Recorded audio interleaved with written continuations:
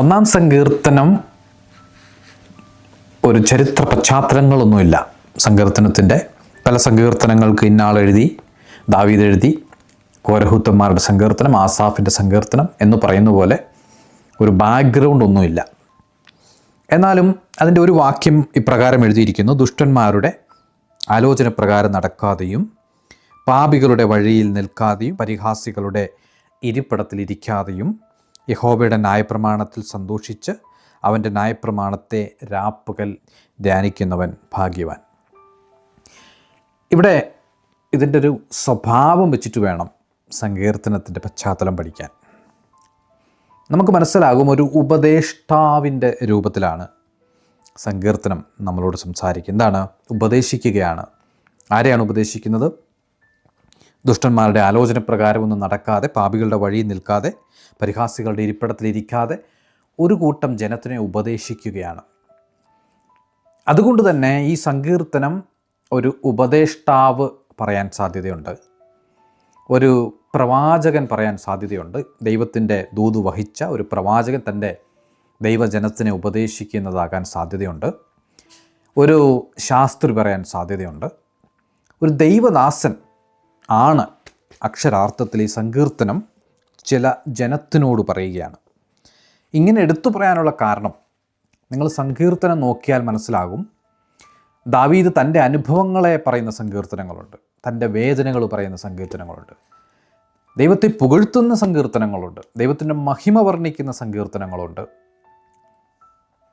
ഇസ്രയേലിൻ്റെ ദൈവം ചെയ്തിരിക്കുന്ന ബ്ലെസ്സിങ്ങിനെ കുറിച്ച് പറയുന്ന സങ്കീർത്തനങ്ങളുണ്ട്, ഇസ്രയേലിൻ്റെ സാഹചര്യങ്ങളെക്കുറിച്ച് പറയുന്ന സങ്കീർത്തനങ്ങളുണ്ട്. അങ്ങനെ വ്യത്യസ്തമായ മനുഷ്യൻ്റെ ടെസ്റ്റിമണി പോലെ, മനുഷ്യൻ്റെ അനുഭവങ്ങൾ പറയുന്ന പോലെ, ദൈവത്തിനെ വർണ്ണിക്കുന്നത് പോലെ, ചില സത്യങ്ങൾ വിളിച്ച് പറയുന്ന പോലുള്ള സങ്കീർത്തനങ്ങളുടെ നേച്ചർ നിലനിൽക്കുകയാണ്. അതിൻ്റെ മധ്യത്തിലാണ് ഒരു സ്ട്രൈറ്റ് ഫോർവേഡിൽ ഒരു ഉപദേശം കൊടുക്കുന്ന ഒരു ഭാവം ഈ ഒന്നാം സങ്കീർത്തനത്തിൽ മനസ്സിലാക്കാനായിട്ട് സാധിക്കും. നിങ്ങൾക്ക് ഈ സങ്കീർത്തനങ്ങളുടെ പശ്ചാത്തലം ഇല്ല എങ്കിൽ പോലും ഒരു കാര്യം ഉറപ്പാണ്. ഒന്ന്, ഇസ്രയേലിൻ്റെ പശ്ചാത്തലത്തിൽ നിന്നുകൊണ്ടാണ് ഈ സങ്കീർത്തനങ്ങൾ സംസാരിക്കാറുള്ളത്. ഇസ്രയേലിന് വ്യത്യസ്തമായ പശ്ചാത്തലങ്ങളുണ്ട്. ഇസ്രയേലിനെ മിസ്രൈമിൽ നിന്ന് വീണ്ടെടുത്ത് കൊണ്ടുപോകുമ്പോൾ അവരെ അനുസരണം പഠിപ്പിക്കുന്ന ഒരു സാഹചര്യം. മോശെ അവരെ ഉപദേശിക്കുന്നു. ദൈവത്തിൽ നിന്നും ദൈവത്തിൻ്റെ ദൂതുകൾ സീനായി മലയിൽ നിന്നും സ്വീകരിച്ച് 10 കൽപ്പന കൊടുക്കുന്നു. ഒരു പ്രത്യേക സാഹചര്യത്തിൽ പഠിപ്പില്ലാതിരുന്ന ജനത്തിനെ ഒരു ആത്മീക എഡ്യൂക്കേഷനിലേക്ക് കൈപിടിച്ച് നടത്തുന്ന സാഹചര്യം. അതിനുശേഷം ജഡ്ജസിൻ്റെ സാഹചര്യം വന്നപ്പോൾ അവരുടെ ജീവിതത്തിൽ പരാജയങ്ങൾ, അവർ ദൈവത്തെ വിട്ടുപോകുന്ന സാഹചര്യങ്ങളുണ്ടായിട്ടുണ്ട്. അപ്പോൾ ന്യായാധിപന്മാർ വരുന്നു, അവരെ ഉപദേശിക്കുന്നു. അവരെ മറ്റുള്ള ജാതികൾക്ക് കീഴിൽ അടിമപ്പെട്ട് കഴിയുമ്പോൾ അവരെ വിടുവിക്കാനായി ന്യായാധിപന്മാർ എഴുന്നേൽക്കുന്നു. അങ്ങനെ വീണും എഴുന്നേറ്റുമുള്ള സാഹചര്യങ്ങളുണ്ടായിട്ടുണ്ട്.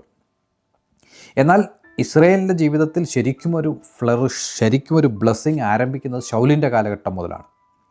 ശൗലിൻ്റെ കാലഘട്ടത്തിൽ ശൗൽ വിജയങ്ങൾ വരിച്ച് മുന്നോട്ട് പോവുകയായിരുന്നു. എന്നാൽ ഒരു പോയിന്റിൽ ശൗൽ ദൈവത്തെ നിരസിച്ച് ദൈവത്തിൻ്റെ കൽപ്പനകളെ കൃത്യമായി ആചരിക്കാതെ വരുന്ന സാഹചര്യത്തിൽ ശൗലിൽ നിന്നും ദാവീദ് ആ ഒരു നല്ല കാലത്തിനെ ക്യാരി ഫോർവേഡ് ചെയ്യുന്നുണ്ട്. അവിടെയൊക്കെയും ഇസ്രയേലിനെ സംബന്ധിച്ച് ഒരു വലിയ മൂല്യച്യുതി ഉണ്ടാകാതെ അവർ നിലനിൽക്കുന്ന കാലഘട്ടത്തിലാണ് അവർ സഞ്ചരിച്ചത്. ദൈവത്തെ വിളിക്കുന്ന ഒരു രാജാവിൻ്റെ കീഴിൽ ദൈവജനം എപ്പോഴും ദൈവത്തെ അനുഭവിക്കും. അപ്പോൾ അതിൻ്റെയൊക്കെ മധ്യത്തിലും അവരുടെയൊക്കെ പരാജയത്തിലും അവരുടെയൊക്കെ വീഴ്ചയിലും അവരുടെയൊക്കെ മാനസിക ബുദ്ധിമുട്ടിലും ഒക്കെ സങ്കീർത്തനങ്ങൾ പശ്ചാത്തലങ്ങളിൽ രചിക്കപ്പെട്ടിട്ടുണ്ട്. അതിനുശേഷം ശലോമോൻ വരുന്ന കാലഘട്ടത്തിൽ ശലോമോൻ ഒരു വലിയ അനുഗ്രഹപ്രദമായിട്ടുള്ള നിലവാരത്തിൽ ഇസ്രയേലിൻ്റെ സ്ഥിതിഗതികൾ മാറിമറിയുന്നു. അവിടെയും ഒരു വലിയ അനുഗ്രഹമാണ്. ശലോമോൻ്റെ അവസാന കാലഘട്ടങ്ങളിലാണ് ഒരു മൂല്യച്യുതി ആരംഭിക്കുന്നത്. ശലോമോൻ ദാവീദിനെ പോലെ ദൈവത്തിൽ ഏകാഗ്രമായിരുന്നില്ല. അവൻ ദൈവം കൊടുത്ത അനുഗ്രഹങ്ങൾ അവൻ സ്വീകരിക്കുകയും എന്നാൽ അവൻ്റെ വൈകാരികമായിട്ടുള്ള സംതൃപ്തിക്ക് വേണ്ടി അവൻ ജാതികളുടെ ഭാര്യമാരെ പോയി എടുക്കുകയും അവർക്ക് അമ്പലം ഉണ്ടാക്കി കൊടുക്കുകയൊക്കെ ചെയ്ത് അവരുടെ സ്ഥിതിഗതികൾ മാറിപ്പോകുന്നുണ്ട്. അങ്ങനെ ദൈവത്തിൽ നിന്നും അകന്ന് പോയ ശലോമോൻ്റെ കാലത്ത് ഇസ്രയേൽ ശാപം പേറുകയാണ്. അദ്ദേഹത്തിൻ്റെ മകനിലൂടെ ആ ശാപം അവരുടെ രാജ്യത്തിലേക്ക് വരികയാണ്. അവരുടെ മകൻ മുതൽ പരാജയങ്ങൾ ആരംഭിക്കുകയാണ്. എന്നാൽ ഇടയ്ക്കൊക്കെ പല രാജാക്കന്മാർ വന്നെങ്കിലും എല്ലാവരും ഒന്നും ദൈവത്തിൽ ഏകാഗ്രമായിരുന്നില്ല. അപ്പോൾ ഇസ്രായേലിൻ്റെ ജീവിതത്തിൽ ഈ പറയുന്ന പോലെ നല്ല രാജാക്കന്മാരും ഒരു പകുതി നല്ല രാജാക്കന്മാരും വളരെ മോശമായിട്ടുള്ള മനശ്ശയെ പോലുള്ള രാജാക്കന്മാർ ഇസ്രായേലിൻ്റെ ഗതിയെ തീർത്തും പാപത്തിൻ്റെ ഒരു വലിയ ചെളിക്കുണ്ടിലേക്ക് ആഴ്ത്തിക്കളയുന്ന തരത്തിലുള്ള മ്ലേച്ഛതകൾ കൊണ്ടുവന്നായിരുന്നു. മനശ്ശയുടെ കാലഘട്ടത്തിൽ രക്തബലി, സ്വന്തം കുഞ്ഞുങ്ങളെ പോലും കൊന്ന് ബലി കൊടുക്കുന്ന ഒരു സാഹചര്യത്തിലേക്ക് മാറിപ്പോയി. അപ്പം ഇസ്രായേലിൻ്റെ ജീവിതത്തിൽ ഇങ്ങനൊരു വേരിയേഷൻ അവരുടെ കാലഘട്ടങ്ങളായി ഇങ്ങനെ നീണ്ടു നിൽക്കുമ്പോൾ ഇതിൻ്റെയൊക്കെ പശ്ചാത്തലത്തിൽ പല സങ്കീർത്തനങ്ങൾ രചിക്കപ്പെട്ടിട്ടുണ്ട്. എന്നാൽ ഒന്നാം സങ്കീർത്തനത്തിന് അങ്ങനെ കൃത്യമായി എടുത്തു പറയത്തക്കവണ്ണമുള്ളൊരു പശ്ചാത്തലമില്ല എങ്കിൽ പോലും ഇവിടെ ഒരു ഉപദേഷ്ടാവ് വന്നിട്ട് ഒരു കൂട്ടം ജനത്തിനോട് പറയുകയാണ്, നിങ്ങൾ ദുഷ്ടന്മാരുടെ ആലോചന പ്രകാരം നടക്കരുത്. അവിടെ കുറച്ച് ദുഷ്ടന്മാർ ഉണ്ട്. അവർ ദൈവത്തിൻ്റെ താല്പര്യങ്ങളെ വഴുതിക്കളയുന്ന, അതിനെ തെറ്റിച്ച് കളയുന്ന ദുഷ്ടന്മാരുണ്ട്. അവരുടെ കാര്യങ്ങൾ, അവരുടെ ആലോചന നിങ്ങൾ സ്വീകരിക്കരുത്. നിങ്ങൾ പാപികളുടെ വഴിയിൽ നിൽക്കരുത്, പരിഹാസികളുടെ ഇരിപ്പിടത്തിൽ ഇരിക്കുകയും അരുത്. നോക്കണമേ, അവിടെ ഒരു ഉപദേഷ്ടാവ് വന്നിട്ട് അവരെ വീണ്ടും നവീകരിക്കുവാനുള്ള വെമ്പൽ കാണിക്കുകയാണ്. അവരെ വീണ്ടും ഉയർത്തിക്കൊണ്ടുവരുവാനുള്ള താല്പര്യം പ്രകടിപ്പിക്കുകയാണ്. അങ്ങനെ ചെയ്താൽ എന്ത് സംഭവിക്കുമെന്ന് കൂടി പറയുന്നുണ്ട്. കാരണം ഒരു കൃത്യമായ വെളിപ്പാട് പ്രാപിച്ചൊരു വ്യക്തിയാണ് ഈ സങ്കീർത്തനം പറയുന്നത്. ഇവിടെ 2-ാം വാക്യം ഒന്നുകൂടെ പറയുന്നു, യഹോവയുടെ ന്യായപ്രമാണത്തിൽ സന്തോഷിച്ച് അവൻ്റെ ന്യായപ്രമാണത്തെ രാപ്പകൽ ധ്യാനിക്കുന്ന മനുഷ്യൻ ഭാഗ്യവാനാണ്. അവനെ ഭാഗ്യവാൻ എന്ന് പറയുന്നു. അവൻ്റെ അവസ്ഥ എങ്ങനെയാണ് മാറുന്നത്? അവൻ ആറ്റരികത്ത് നട്ടിരിക്കുന്നതും തക്ക കാലത്ത് ഫലം കായ്ക്കുന്നതും ഇലവാടാത്തതുമായ വൃക്ഷം പോലെ ഇരിക്കും. നോക്കണമേ, അവൻ്റെ അവസ്ഥ എന്ന് പറഞ്ഞാൽ അവൻ ദൈവത്തെ വിളിക്കാൻ തുടങ്ങുന്ന ആ നിമിഷം മുതൽ അവൻ്റെ അവസ്ഥകൾക്ക് വ്യതിയാനം സംഭവിക്കുകയാണ്. അവൻ്റെ പരാജയത്തിൽ നിന്നും അവൻ്റെ ജീവിതത്തിൽ അവൻ ആറ്റരികത്ത് നട്ടിരിക്കുന്ന, എപ്പോഴും ജലം ലഭിക്കുന്ന, എപ്പോഴും നല്ല ഗ്രീനായിട്ടുള്ള ഇലയുള്ള, എപ്പോഴും നല്ല ഉയരങ്ങളിലേക്ക് തഴച്ചു വളരുന്ന ഒരു വൃക്ഷമായി, പടർന്നു പന്തലിക്കുന്ന ഒരു വൃക്ഷമായിട്ടുള്ളൊരു ഒരു അനുഗ്രഹം പ്രാപിക്കുന്ന മനുഷ്യനായിട്ട് ആ ഒരു വ്യക്തി മാറും എന്ന് പറയുന്നു. എങ്ങനെയാണ് പറയുന്നത്? അവൻ തക്ക കാലത്ത് ഫലം കായ്ക്കുന്നു, ഇലവാടാത്തതുമായ വൃക്ഷം പോലെ ഇരിക്കും. അവൻ ചെയ്യുന്നതൊക്കെയും സാധിക്കും. അവൻ ജോലിക്ക് വേണ്ടി അവൻ അപ്ലൈ ചെയ്യുമ്പോൾ അവൻ അത് ലഭിക്കും. അവൻ്റെ സാമ്പത്തിക ബുദ്ധിമുട്ടിൽ അവൻ ദൈവത്തോട് പ്രാർത്ഥിക്കുമ്പോൾ അവന് പൈസ എവിടുന്നെങ്കിലുമൊക്കെ വരും.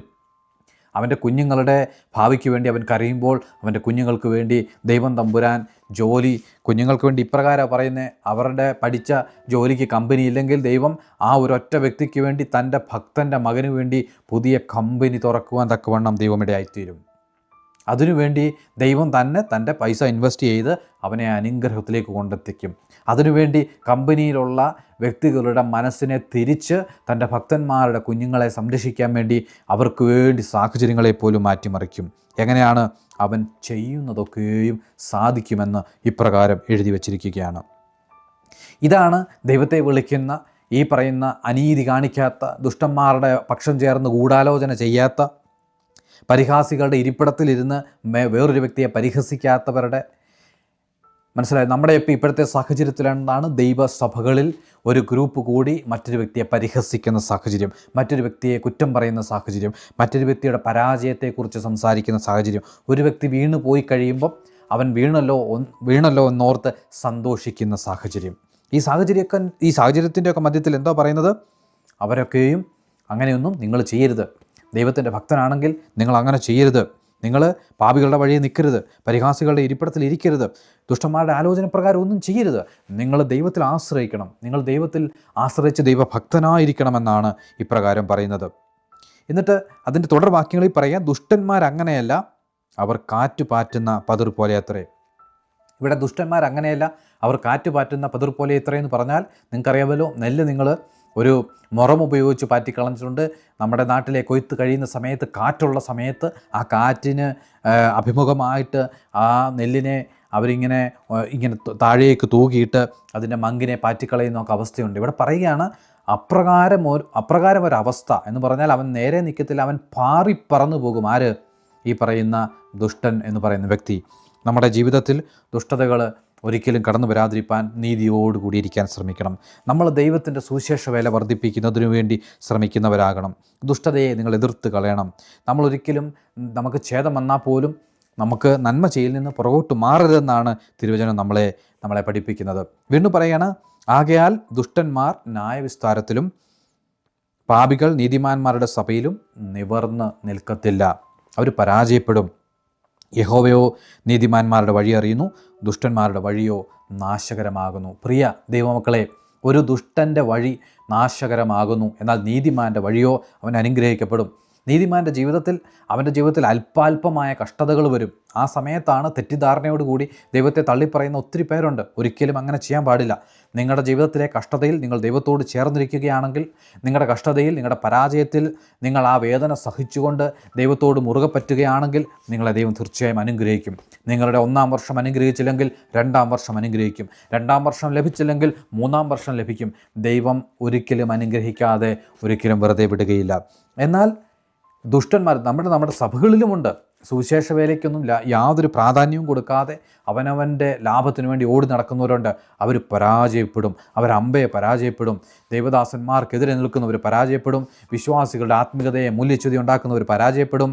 ദൈവ സഭയ്ക്കെതിരെ, സുവിശേഷ വേലയ്ക്കെതിരെ ഗൂഢാലോചന ഉണ്ടാക്കുന്നവർ പരാജയപ്പെടും. അതുകൊണ്ട് തന്നെ നമ്മുടെ ജീവിതത്തെ നീതിയോടുകൂടി നമ്മുടെ ജീവിതത്തിനെ വിജയത്തിലേക്ക് നയിക്കാൻ തക്കവണ്ണം നമ്മൾ ശ്രമിക്കണം. അങ്ങനെ ശ്രമിച്ചു കഴിഞ്ഞാൽ നമ്മൾ അനുഗ്രഹിക്കപ്പെടും. ഇവിടെ ഒരു വിശുദ്ധനായ മനുഷ്യൻ, ഒരു അനുഗ്രഹിക്കപ്പെട്ട മനുഷ്യൻ, ഒരു പ്രവാചകൻ, ഒരു ശാസ്ത്രിയോ ഇസ്രയേലിൻ്റെ മൂല്യച്യുതികളെ നോക്കിയിട്ട്, ഇസ്രയേലിലെ ദുഷ്ടന്മാരെ നോക്കിയിട്ട് ഒരു കൂട്ടം ജനത്തോട് പറയുകയാണ്, പ്രിയ ദൈവമക്കളെ, യഹോവയെ പിൻപറ്റുന്നവരെ, നിങ്ങൾ ചെയ്യേണ്ടത് ഈ ദുഷ്ടന്മാരുടെ ആലോചനപ്രകാരം നടക്കാതെ പാപികളുടെ പങ്കുപറ്റാതെ പരിഹാസികളുടെ ഇരിപ്പിടത്തിലിരിക്കാതെ നിങ്ങൾ യഹോവയായ ദൈവത്തെ സേവിച്ചുകൊണ്ട് നിങ്ങൾ മുന്നോട്ട് സഞ്ചരിക്കുകയാണെങ്കിൽ നിങ്ങൾ ആറ്റരികത്ത് നട്ടിരിക്കുന്ന, എപ്പോഴും വെള്ളം ലഭിക്കുന്ന, ജലം ലഭിക്കുന്ന, വളർച്ചയുള്ള ഒരു വൃക്ഷം പോലെ നീയും നിൻ്റെ കുടുംബവും നിൻ്റെ കുഞ്ഞുങ്ങളും നിൻ്റെ ഭാര്യയും ദൈവസഭയും അങ്ങനെ ആയി മാറും എന്നാണ് 1-ാം സങ്കീർത്തനത്തിൽ നിന്ന് നമ്മൾ മനസ്സിലാക്കേണ്ടത്. അതുകൊണ്ട് ഈ സങ്കീർത്തനത്താൽ ദൈവം നമ്മളെ എല്ലാവരെയും അനുഗ്രഹിക്കട്ടെ എന്ന് പറഞ്ഞുകൊണ്ട് എൻ്റെ വാക്കുകൾ ഉപസംഹരിക്കുന്നു. ദൈവം അനുഗ്രഹിക്കട്ടെ.